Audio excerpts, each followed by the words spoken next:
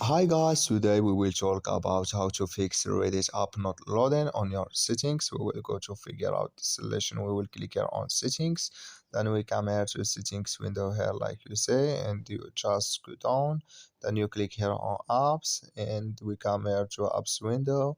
Then we will just go down here to looking for Reddit app here in this window. We will just go down and we click here on Reddit. Then we come to app info here and you just click here on for stop, then you click here on OK, and we just go down, we click here on storage, then we come to storage window and you click here on clear cache, then you click here on clear data, and you just turn off your phone and turn on it and it's going to work with you. So that's all now you have to do to fix that problem you have on your Reddit app. So thank you for watching. Don't forget to support us by like and subscribe and see you in next video.